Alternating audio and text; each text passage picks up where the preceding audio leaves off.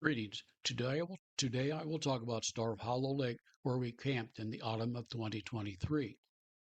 Starve Hollow State Recreation Area is a small recreation area consisting of 285 acres. However, it is adjacent to the 18,000-acre Jackson, Washington State Forest for more recreational activities. The recreation area has a modern campground with 55 Class A sites that have access to shower facilities, electricity, picnic table, and grills. The campground also has 113 Class B sites which have access to shower facilities, picnic table, and grills.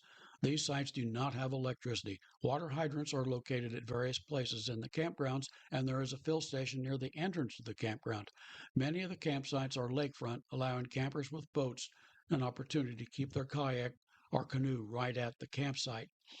There's also several, and I don't remember how many, um, full service campsites that where you can hook up to the sewer line, water line, and you don't have to fill your camper all the time. Anyway, for those not wishing to camp, there is a rent-a-cabin area northwest of the campground with several cabins available. The two-room rent-a-cabins are small, usually under 300 square feet. Inside there is one set of bunk beds and one full-side bed.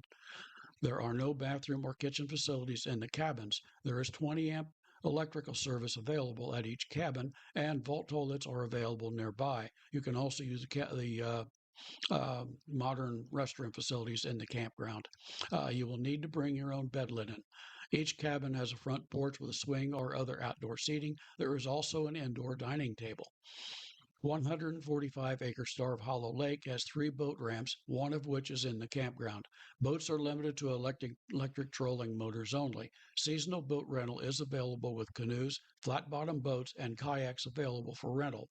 Visitors with Indiana State fishing license are permitted to fish in the lake. There are 6 hiking trails of varying skill levels, totaling 11 miles in the park. A nature center is located south of the campground and is open from April through October. Check the website for hours or visit the center itself for the posted hours on the door. Starve Hollow Lake also has a large beach which swimmers may swim during the summer months. The campground has access to Trail 1, which in turn connects with most of the other trails in the park. While camping there, I hiked Trails 1, 4, and 3 on the first day. These are nice trails listed as moderate, except for Trail 3, which is listed as very rugged. My experience on that one I'll relate later in the podcast, and that is um, a correct rating for that trail. There is a bench at the junction of these trails, which I used, as the climb from Trail 1 is fairly long, but it's not very steep. A little bit of it I hiked, I would say moderate is an accurate rating. It was a long, steep climb from Trail 3 to the bench that marked the junction of the trails.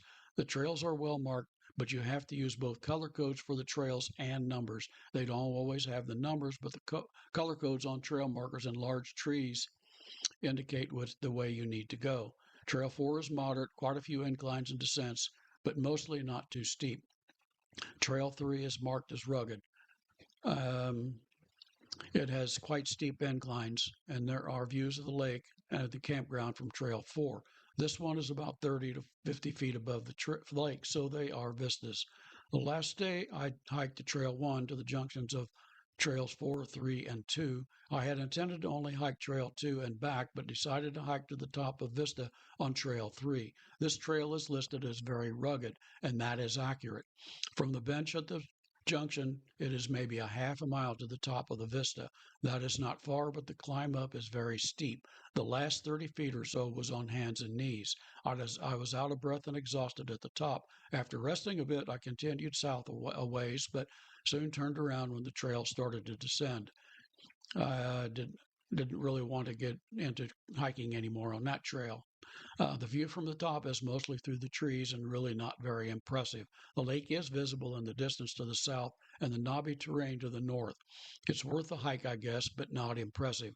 I started back down, however, I could feel my feet slipping out from under me on the steep trail, so I used the HAF method.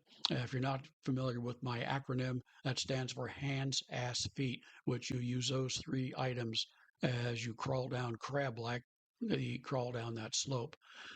This was necessary for about 1/3 of the descent. I continued down, and when I started to level off, I felt for my phone to check the time. It wasn't there.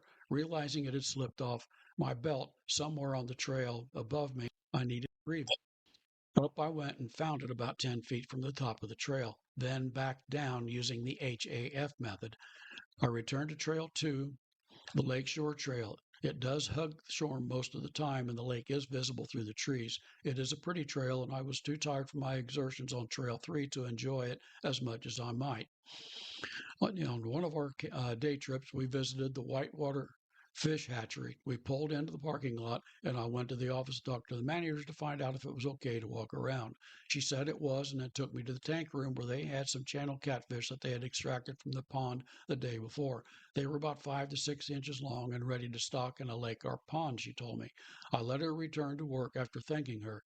She was very nice, and she served as the head of the fish hatchery division in this part of the state. This is one of the state headquarters. There are several ponds there. I photographed most of them, and we went on. The next stop was at Valonia Tree Seedling Nursery. Here they grow seedlings for any landowner in the state that wants to reforest an area. There appear to be hundreds of acres of trees and more land prepared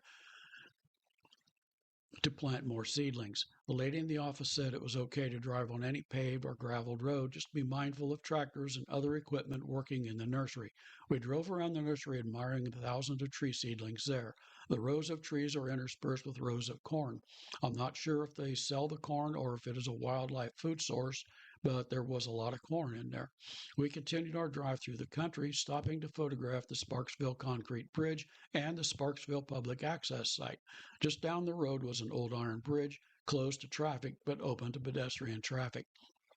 It crosses the White River. We walked across, admiring the views of the river. Continuing on, we approached Medora, which is a little town in I think, Jackson County. Just outside, we passed old Medora Brick and Tile Works. The buildings are deteriorating, however, they are all there. There is a small museum there, but it is not open when we went through it or went past it. Medora Shale Brick Plant was one of 55 brick plants that existed in Indiana at the turn of the 20th century. This plant opened in 1910. The plant provided jobs for over 50 people and, at its peak, turned out 54,000 handmade bricks a day. The hills around Medora contain an abundance of the clay and shale needed for brick production. The Medora Brick Shale plant is under restoration and privately owned. It's not open to the public.